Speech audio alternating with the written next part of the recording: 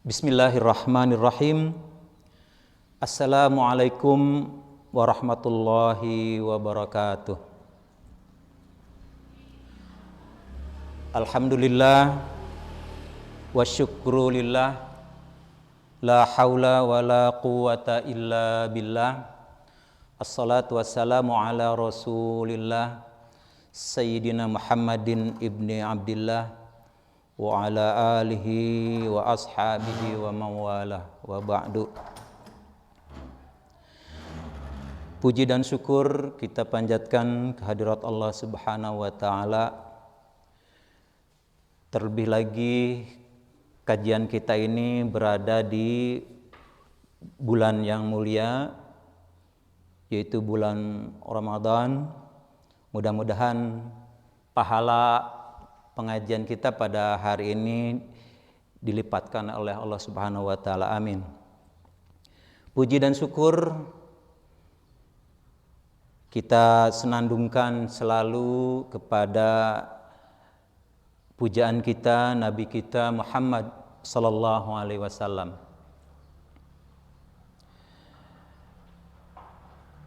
Hadirin al hadirat sekalian dan para pemirsa dimanapun berada, hari ini alhamdulillah saya mendapatkan giliran sesuai jadwal mengenai pembahasan fikih dari Alkitab Fathul Qarib, yaitu mengenai waktu-waktu yang dimakruhkan untuk sholat. Kitab Fathul Qarib ini, sebagaimana yang kita ketahui, ada matannya dan ada juga syarah. Matan kali ini bisa dilihat di situ. Silahkan buka kitabnya. Itu di sebelah pinggir luar, baik yang di kiri yang di kanan, itu matannya, dan kemudian yang di tengah itu bisa kita lihat sebagai syarah atau keterangan penjelasan dari matannya. Tentunya di sini antara matan dan syarahnya lebih terurai panjang tentunya. Yang pertama, sesuai dengan tugas kami dalam menggali kitab Fathul Qarib ini dari sisi pemahamannya, tentunya untuk hadirin sekalian saya akan kasih kesempatan untuk bisa memahami bahkan kata per kata. Insya Allah akan saya jelaskan kata per kata, ya mufradat, ya per kata. Ya. Tapi sebelumnya tentunya saya baca dulu secara lengkap mengenai matannya. Bismillahirrahmanirrahim. Faslun wa khamsatu awqatin la yusalli fiha illa salatun laha sababun. Ba'da salati subhi hatta tatlu'a syamsu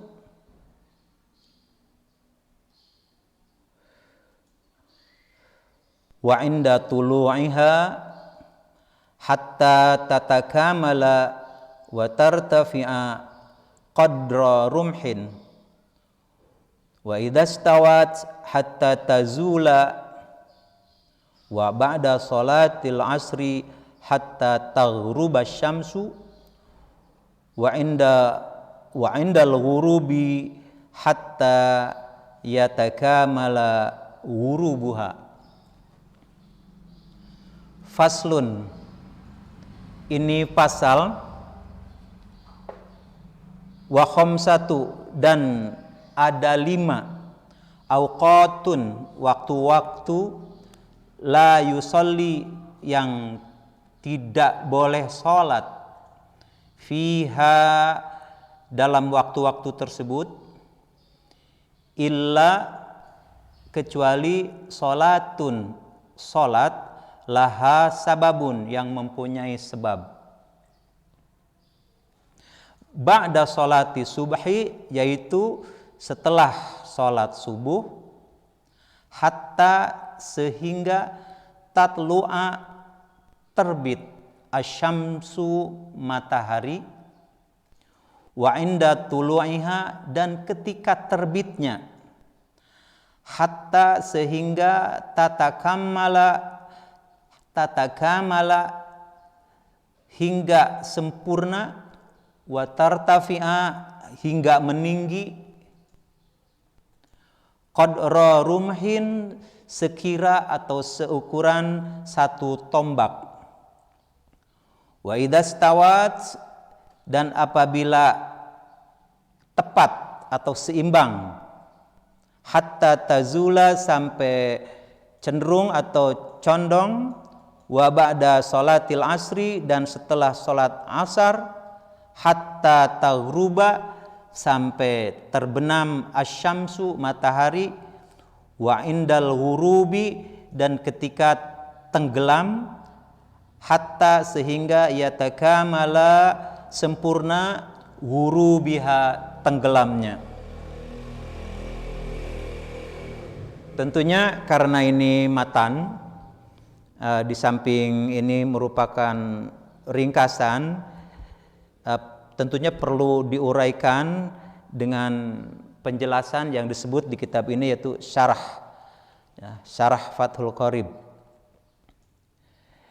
Kita lihat, silahkan itu dilihat di tengah ya, di dalam bingkai itu pas ya. Kebetulan yang saya fotokopi ini itu pas ada dalam satu halaman yang simetris ya. Faslun, ini fasal, fil awqati, berbicara atau menjelaskan tentang waktu-waktu, allati tukrahus sholatu fiha, yang dimana waktu itu dimakruhkan untuk melakukan sholat fiha, di dalam waktu tersebut. Wa khamsatu awqatin la yusalli fiha illa sholatun laha sababun. Mengenai sabab yang berkaitan dengan sholat yang dikecualikan, imma mutaqaddimun, sebab-sebab yang mutaqaddim ini, sebab-sebab yang mendahului sholat itu atau yang mendahului waktu tersebut. Kaitannya dengan sabab mutaqaddim ini ada kaitannya dengan sholat qada, baik mengqada sholat yang fardu maupun mengqada sholat yang sunnah. Atau sebab itu bisa saja seperti ada sebab adanya sholat syukur wudhu. Ya. Syukur wudhu itu wudhu dulu apa sholat dulu? Tentunya nggak mungkin dong kita sholat tanpa wudhu dulu. Berarti penyebabnya adalah sudah terdahulu daripada melakukan sholat itu. Jadi adanya sholat syukur wudhu karena adanya wudhu yang mutaqaddim tadi, yang terlebih dahulu kejadiannya. Itu salah satu pengertian dari sabab mutaqaddim. Mengenai sebab-sebab ya dibolehkannya sholat ini, tentunya banyak sekali beberapa riwayat ya tentang salah satunya adalah Rasulullah Shallallahu Alaihi Wasallam itu pernah mengqadha salat yang qobliyah atau ba'diyah yang dilakukan kemudian itu justru setelah salat asar. Ya. Jadi kita sering melihat keanehan-keanehan dengan tentunya keterbatasan pengetahuan kita. Banyak sekali orang itu kelihatannya memang ustadz-ustadz, bukan hanya sekedar pelancong, tapi juga para mukimin, yang orang yang berdomisili di sebuah tempat. Sering kejadian kok ada orang setelah sholat asar itu kok ada sholat ya 2 rakaat, atau ya tentunya sholat itu kita tidak tahu. Kemungkinan orang itu justru orang yang lebih alim dari kita. Ada kemungkinan dia itu mengqadha sholat-sholat yang mungkin qobliyah asar justru. Karena kejadiannya ada yang berpendapat ya, sesuai dengan riwayat, itu ada yang ketika dia sholat, ketika dia ada di masjid, belum sempat sholat qobliyah asar, lalu ada muadzin iqamat, tentunya mengajak atau beriqamat untuk sholat fardu asar. Nah, si orang ini tentunya tidak sempat sholat qobliyah asar, maka bisa jadi qobliyah yang bagi dia yang sering, yang mungkin tidak pernah ketinggalan sholat qobliyah asar, tentunya dia akan mengqadha sholat sunnah qobliyah itu setelah sholat asar. Dan ini termasuk sabab mutaqaddim, dan ini tentunya dibolehkan.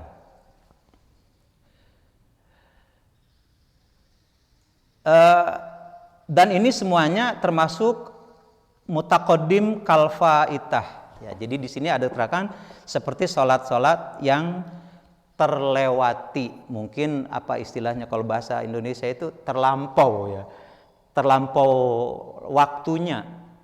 Jadi mungkin itu kan sering kita itu keasikan bekerja atau yang pasti karena ketiduran dan atau karena lupa ya. Maka pernah juga diceritakan bahwa Rasulullah SAW itu dikisahkan suatu malam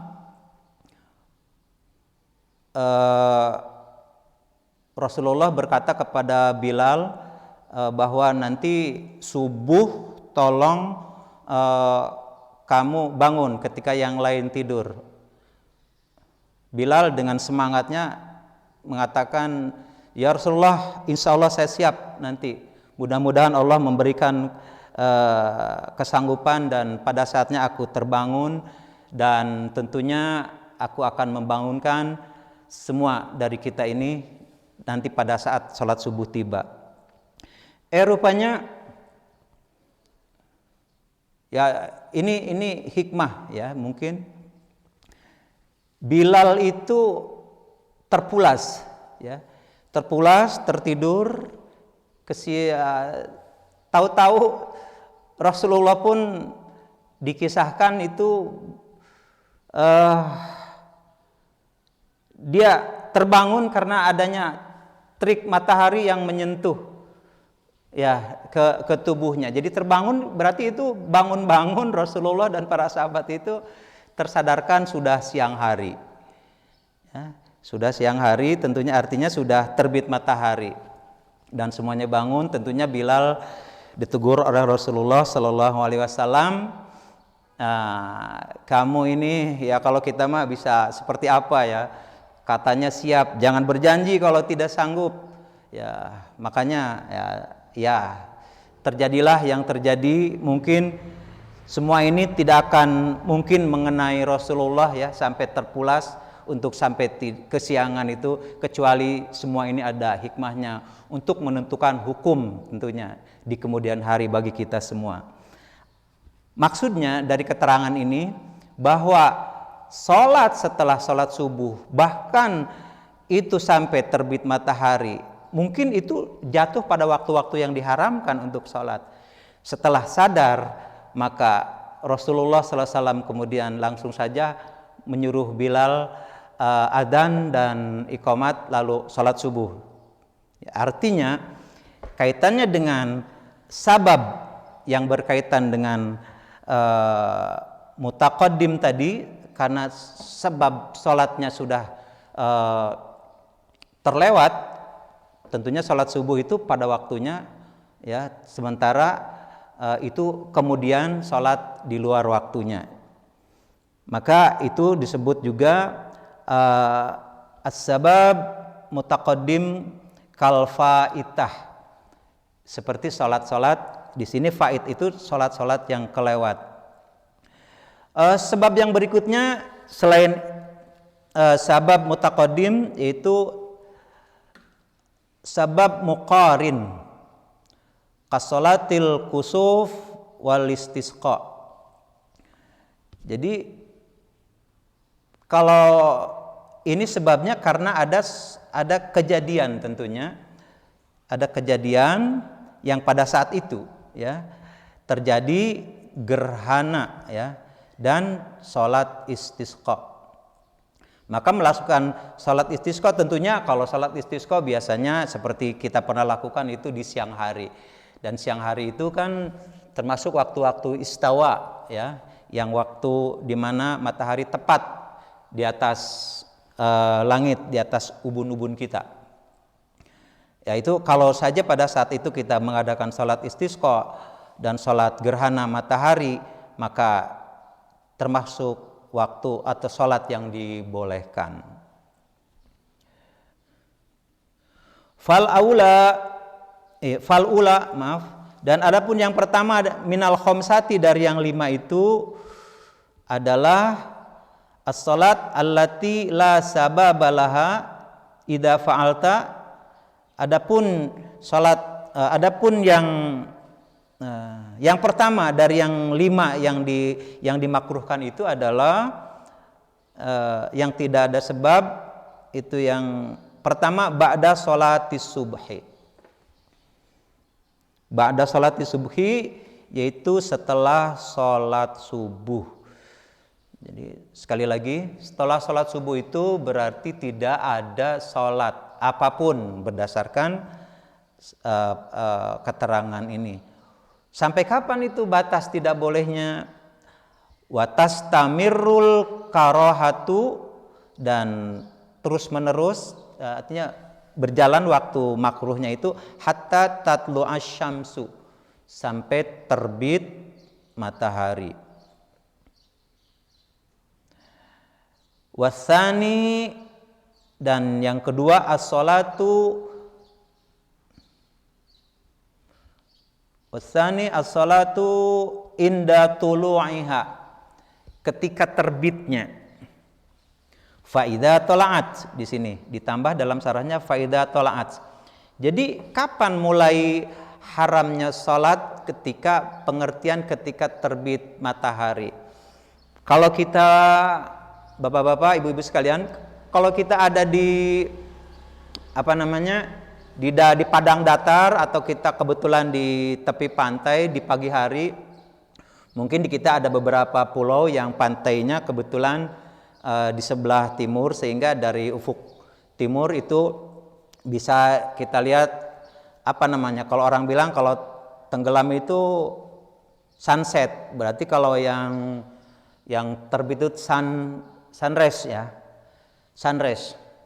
Jadi terbit dari timur itu tentunya kalau kita ada di laut atau di tepi laut, di pantai, itu kita bisa melihat kapan mulai diharamkannya salat. Ketika kita tahu pasti, oh itu ada matahari sudah nongol dari bundarannya itu, itu mulai ya. Di sini idza tola'at, ketika sudah mulai muncul ya. Sampai kapan itu?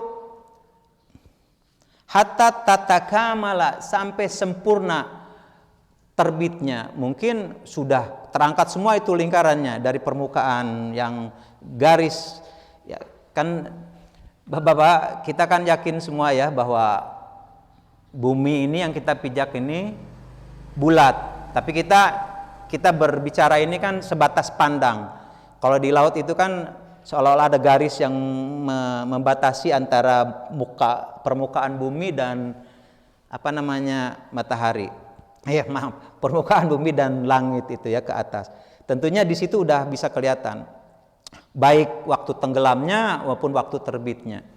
Jadi yang dimaksud faida tolaat, dan ketika mulai muncul hatta tatakamala, karena ini ada diteruskan sampai sempurna. Berarti tadi muncul yang pertama itu belum sempurna, sebagian kecil saja itu sudah mulai haram. Jadi jangan sampai menganggap ketika terbit itu ketika sudah terbit, bahkan ketika mulai terbit. Ya. Hatta tatakamala, kemudian watar tafi'a, bahkan setelah sempurna lingkarannya pun itu bahkan sampai tartafnya itu meninggi semakin ke atas. Sampai kapan? Qadra rumhin, sekira atau seukuran satu tombak. Kalau beberapa ustadz itu menjelaskan satu tombak itu kalau sejengkal, mungkin kita bisa beginikan tangan kita ke arah matahari gitu, ya sekira itu mungkin jam 6:30 atau jam 7. Ya, ada beberapa orang, dan ini mungkin bisa sekaligus kapan waktu diharamkannya atau dimakruhkannya sholat itu setelah subuh itu sampai kapan?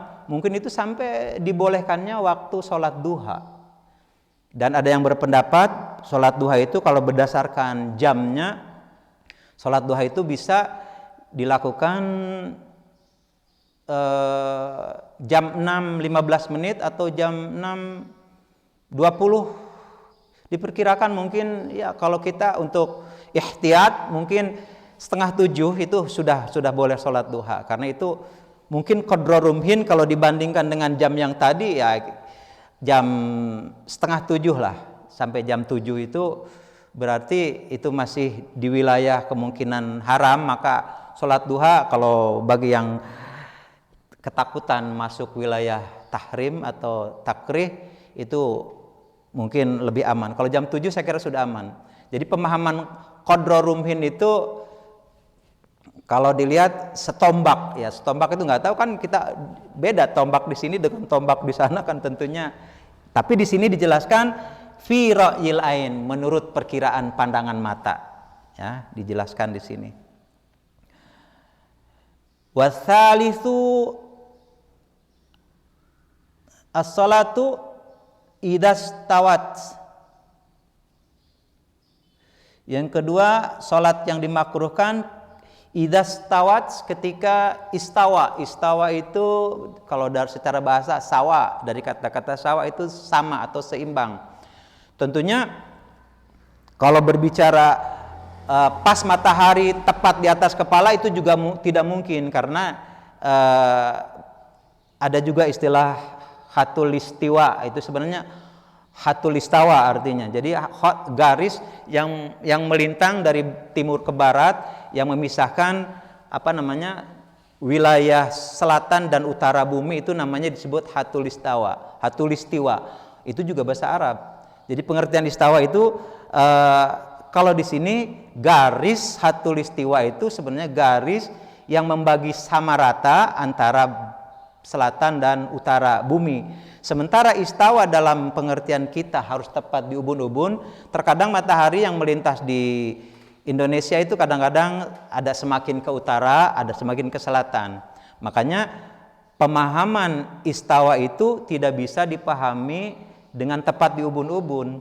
Bisa jadi pas waktu dohor di kita itu matahari agak di sebelah utara tentunya. Nah, bagaimana memahami istawa di sini? Tentunya kita harus bikin garis dari mana? Dari utara ke selatan, sehingga ada garis yang melintas bukan dari timur ke barat tapi dari utara ke selatan. Sehingga caranya, makanya orang-orang dulu ketika belum ada jam ya yang bisa menunjukkan waktu dengan pasti, mereka membuat namanya jam matahari.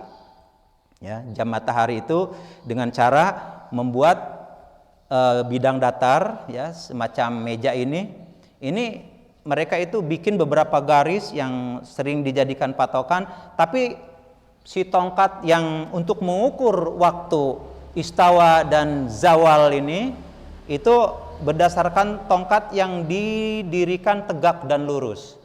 Nah, di situ akan ada garis-garis yang sudah dibagi antara tentunya timur dan barat dan selatan, dan di situ akan kelihatan bahwa ketika andaikan saja ya, suatu saat ada sering di Indonesia juga ada diberitakan oleh para ahli ya tentang posisi matahari di Indonesia.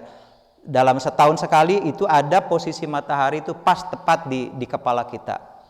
Ya, maka sering Bapak kita Pak Umay itu pada saat itu mengingatkan untuk melihat posisi Ka'bah yang tepat itu saat ini, maka tentang derajat itu akan sangat tepat ketika posisi matahari memang pas di atas kepala kita. Sekali lagi, untuk memahami istawa ini adalah andaikan garis itu matahari itu tepat di atas garis ya, itu dibedakannya bukan antara selatan dan utara, tapi antara barat dan timur. Nah, istawa ini bayangan yang tegak lurus itu berarti tidak ada di bagian timur garis dan tidak ada di bagian barat garis. Nah, hatta tazula. Nah, nanti kita lihat di sini. Idza stawat hatta tazula, sampai condong. Jadi condongnya apa? Jadi semakin ke baratnya matahari berarti akan ketahuan semakin ke barat matahari maka bayangan itu tentunya akan ada berkecenderungan ke wilayah timur garis. Nah, kalau sudah ada bayangan itu karena mataharinya sudah di barat dan bayangannya mulai ada di bagian timur dari garis, maka itu sudah lewat waktu yang dimakruhkan. Ya. Idza stawat hatta tazula an wasatis sama. Ya, jadi ini tadi udah jelaskan dari tengah-tengah tepatnya matahari, ya. Jadi kalau sudah tazula maka keluarlah kita dari waktu yang dimakruhkan. Wa yustasna min dzalika yaumul Jum'at, dan dikecualikan yang demikian itu adalah pada hari Jumat. Jadi hari Jumat itu terutama di waktu-waktu yang istawa ini tidak ada salat yang diharamkan. Fala tukrahu as-salatu fiha waktu istiwa, ya.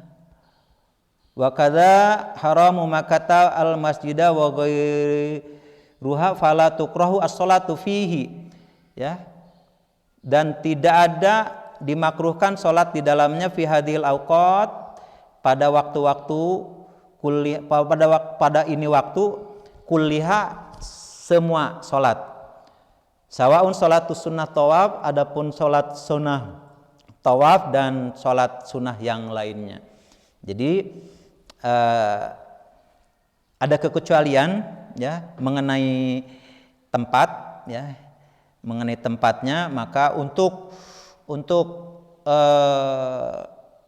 sholat di Masjidil Haram di Mekah ini maksudnya ini tidak ada larangan sholat yang karena berkaitan dengan waktu-waktu yang makruhat tadi.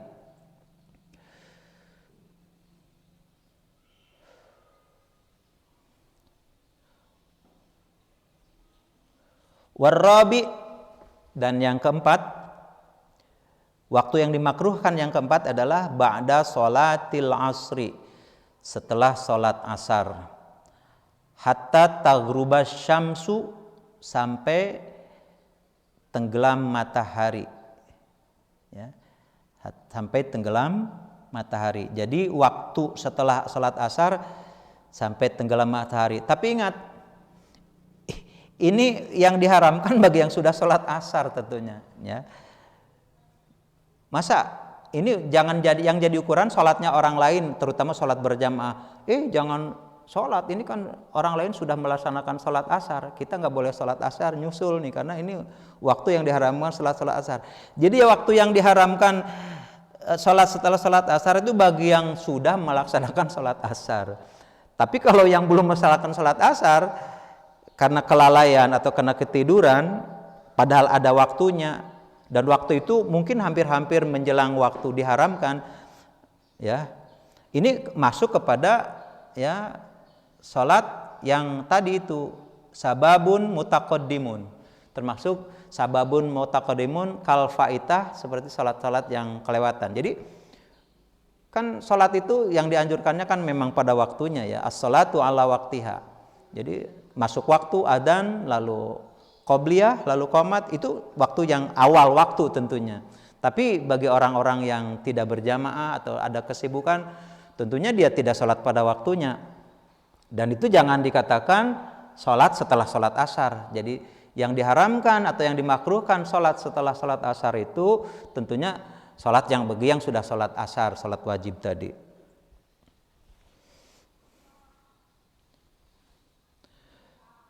Wal khamis, dan ini yang terakhir, indal ghurub, ketika tenggelam. Ya, ketika tenggelam, ya, lisyamsi idza danat lil ghurub. Kalau tadi ketika muncul itu sudah mulai haram, muncul sedikit ya. Tapi kalau ini ketika tenggelam, tentunya belum tenggelam semua, sudah mulai idza danat itu udah hampir rendah sekali, hampir menyentuh ya. Hampir menyentuh atau sudah mulai menyentuh permukaan bumi menurut pandangan kita ya, di ufuk. Tentunya ini kalau tadi di ufuk timur, sekarang di ufuk barat.